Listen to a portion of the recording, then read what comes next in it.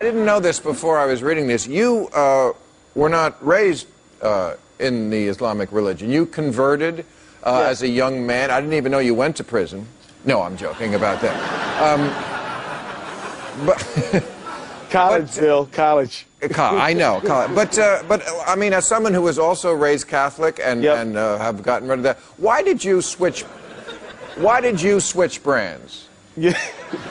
You know what? I can't claim that I was ever the most devout practicing Catholic. I was raised in a Catholic household, went to a Catholic school, went to all-boys Catholic high school, Detroit, UD High School, go Cubs. But, you know, I just was looking for, I was interested in social justice, social change when I got on campus. And I found people who were working on those things, like the anti-apartheid struggle and things like that. Happened to also, some of them were Muslim. And, you know, I went to the mosque one day. I liked what I heard about a message of inclusion, social justice, all races, all colors in the room. And I started investigating, and I've been a Muslim since I was 19. So it works for me. I do believe that religious pluralism is a key component of the human experience, at least it should be, and that we need to have respect for the people who are believers and non-believers. I am proud to represent a group of people in my district who are non-theists, and whenever we have interfaith roundtables, we invite them too, because we think they have important things to contribute to the dialogue. Right on. So let me get to the part where I think you may not agree with me, which is I do agree that there are other groups that pose a terrorist threat to this country. There are right-wing militias who are nutty, and the Ku Klux Klan, and abortion bombers, and Timmy McVeigh types. I would say that the threat potentially from radicalized Muslims is a unique and greater threat. It is the greatest threat. Let me give you the reasons why I jotted down why. One, it's been going on 1,000 years, this problem between Islam and the West. We are dealing with a culture that is in its medieval era. It comes from a hate-filled holy book, the Quran, which is taken very literally by its people. They are trying to get nuclear weapons. I don't think Tim McVeigh would ever have tried to get a nuclear weapon, because I think right-wing nuts, they think they love this country, and they are not trying to destroy this country. They want to get it away from the people they see as hijacking it. That's different than Muslim extremists who want to destroy it. And also, it's a culture of suicide bombing, which is hard to deter from people who want to kill themselves. Well, I tell you, Bill, I think that you should investigate this issue a little more, because I think that you're lumping together things that shouldn't be lumped together, and you're casting a very wide net, and therefore coming to the wrong conclusions. First of all, when you talk about they're trying to get nuclear weapons, are you referring to Iran? Who are you talking about? Al-Qaeda?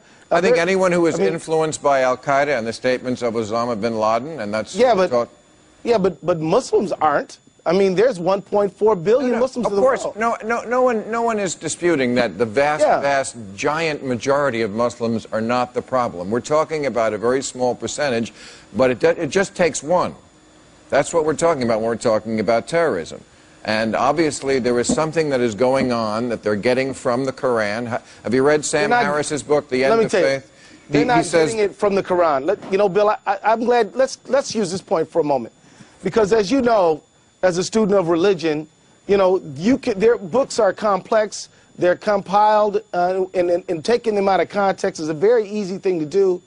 I've heard this many times, and I don't buy it. I'm sorry. Well, Sam Harris says on almost every page, the Quran instructs observant Muslims to despise non-believers. That's absurd, ridiculous, and he quotes it.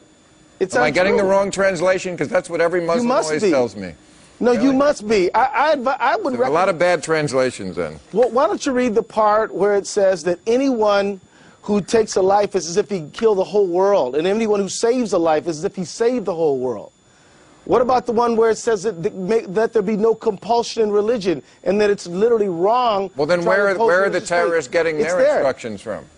They're getting it from something else. Like any ideologue, they will take things out of context to do what they want to do. If you listen to terrorist rhetoric, Bill, what they do is they cite politics. They cite political grievances.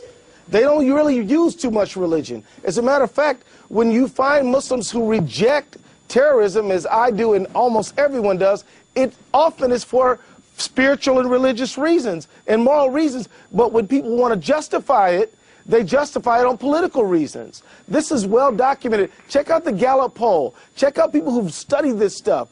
One of the things that I think we can do to undermine terrorist ideology is actually to use people who know the Quran and to go after people like Anwar al-Awlaki who misquote it, misuse it, and don't really understand it. So I hope that happens.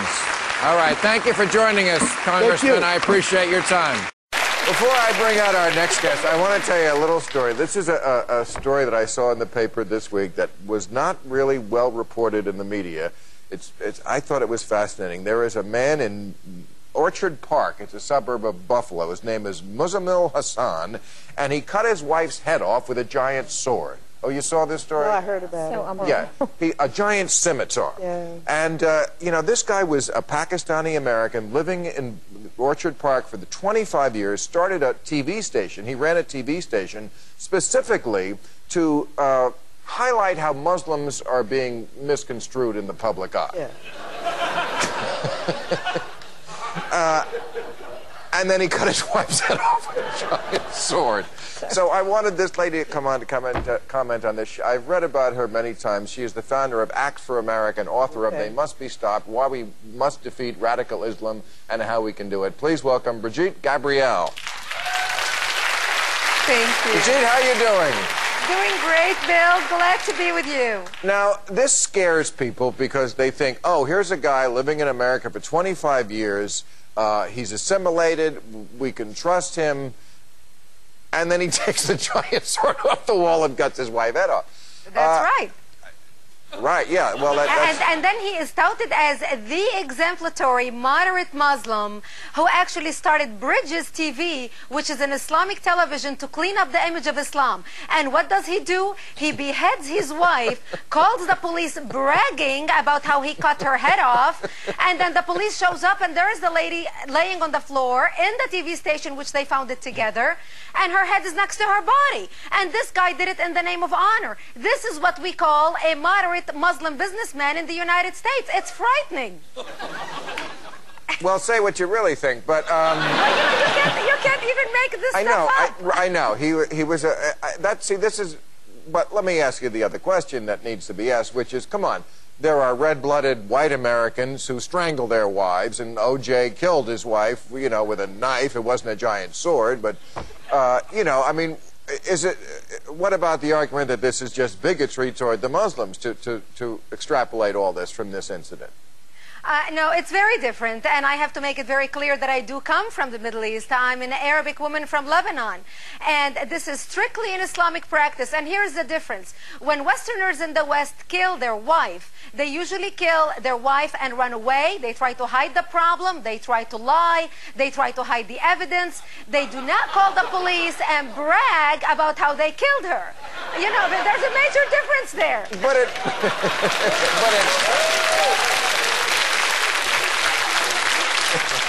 But that doesn't make that big a difference to the wife. Do you think he had that scimitar up on the wall just as a conversation piece? And he was like, I keep it up there to remind me how far we've come. And then one day the wifey just went too far and he went, bitch, you are, and just cut their head off. That's right. I know. I remember, you know. I mean, listen, this is a premeditated, calculated murder. She has reported many times domestic abuse. And remember, this is his third wife. And the other two left him because of the domestic abuse. He was beating them. And this lady wanted to leave him because she was fearing for her life. And finally, he killed her. And it's a tragedy. And I thank you for bringing it to light because no one in the mainstream media is covering the story. No, I know. And it's a shame. You start a TV station to highlight how modern the Muslims are, and then you make one mistake. And that's all. But let me ask you, what did you think of Obama doing his first interview with a Muslim station and reaching out to the Muslim world like that? Wasn't that a good thing? I have to disagree with you on that. I think it's a wonderful idea that he is trying to reach out to the Muslim world, and we need to do that. Diplomacy is important.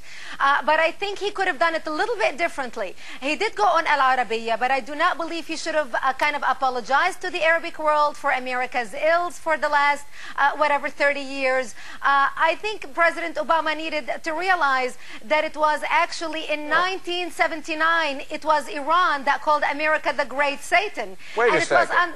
Wait a second. He did not apologize. In fact, in his inauguration speech, he said, we don't apologize for our way of life. Yes, but he alluded in his interview to Al Arabiya that America did mistakes and we are going to try to clean up our image in the Arabic world.